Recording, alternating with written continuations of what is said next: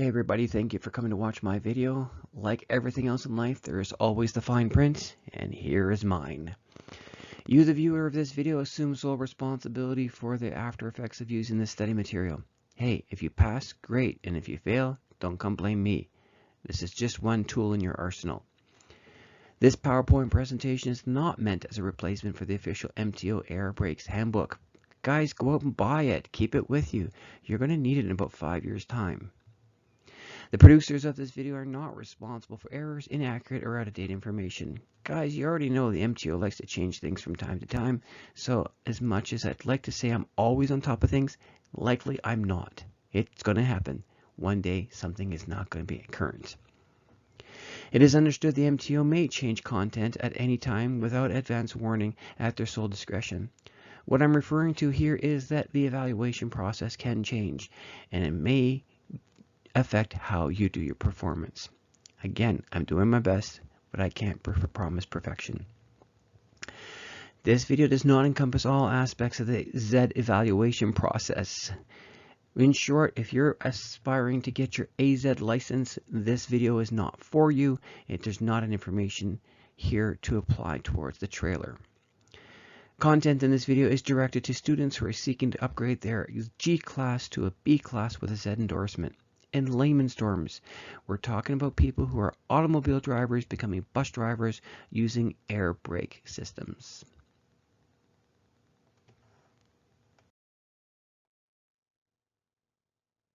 So, welcome to my channel, welcome to my video. This is BZ with D. My goal is to give you as much information as possible to help you become the most proficient and desired BZ operator in the Ontario market. This video is going to cover the air brakes functional inspection of the Schedule 5.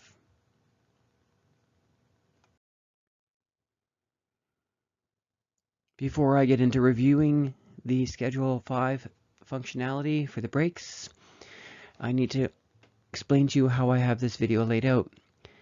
For each category, I'm going to have a goal, before starting, method, and results. And I'm going to go into detail what you are expected to know or have. So in this particular category, we're talking about the goal and the purpose. Okay, so our goal and purpose is to determine whether the vehicle is safe and legal to drive on Ontario roads and highways. Before starting, obviously, these are the steps that you need to take to convey to your evaluator before you start any aspect or this particular aspect of the pre-trip inspection. Method. These are the actions and procedures needed to be performed in order to complete the test.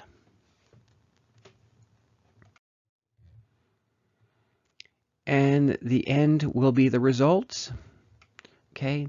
Is the vehicle safe? Does the vehicle have defects? If the vehicle has defects, are they minor, meaning the vehicle can still be driven?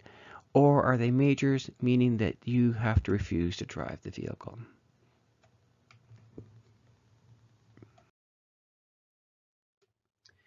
First thing we're going to talk about is the low air warning device. Our goal is to determine if the low air alarm is functioning by activating and deactivating the warning alarms.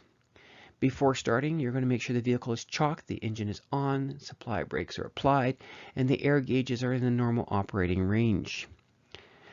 How are you going to do this? You're going to fan the brakes until the low air warning system activates. Thereafter, allow the tanks to refill so that the alarm deactivates.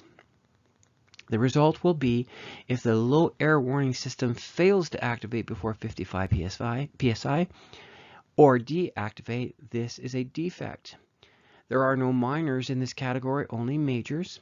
With that, you're going to convey to your evaluator that you're going to record this defect on your daily log. You're going to notify the operator that there is a defect, and you're going to refuse to drive the vehicle on any public road or highway until the defect is corrected or repaired.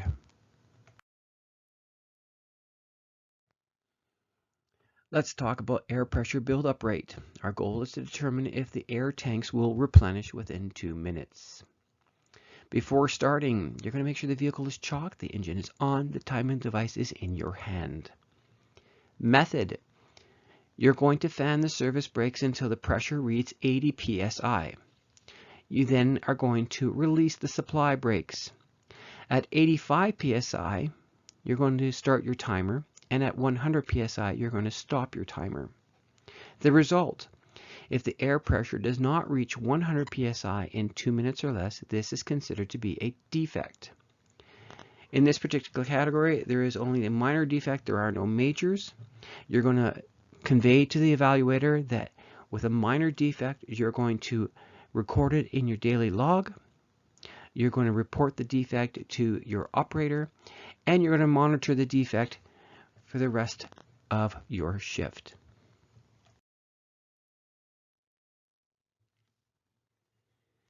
Let's talk about audible air leaks. Our goal is to determine if the air brake system have leaks that could cause the air brakes to fail. So before starting, you're going to make sure the vehicle is chocked. The air gauges are in normal operating range, the engine is off, and you have a timing device in your hand. The method: first, you're going to release the supply brakes and listen briefly. Second, you're going to apply the service brakes, and then you're going to listen and watch the air gauges for 1 minute. The result: if an audible air leak can be heard, this is a defect.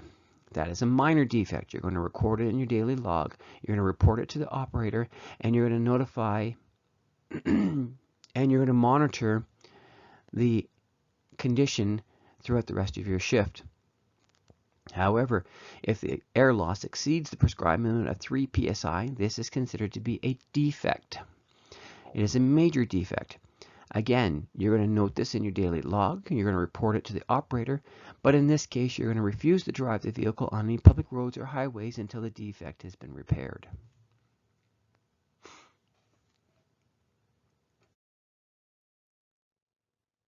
Let's talk about the pushrod stroke. The goal is to determine if the air brakes are in or out of adjustment. Before starting, you're going to make sure the vehicle is chocked, the engine is off, the gauges read between 90 and 100 psi, and the supply brakes are released. Method: first, you need to determine the brake chamber size and type.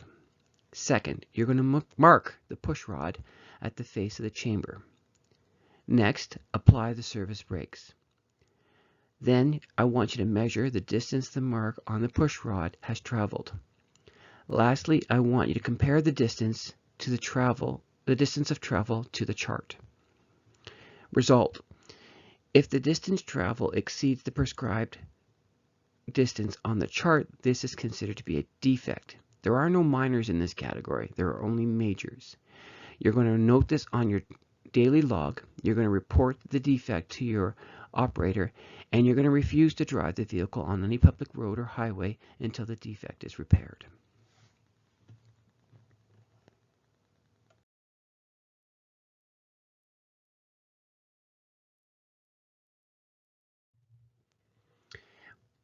With that said, we've now reached the conclusion of the air brakes functional inspection for the Schedule 5.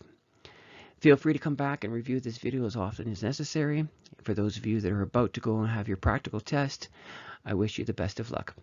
Thank you for watching my video, and I look forward to seeing you again.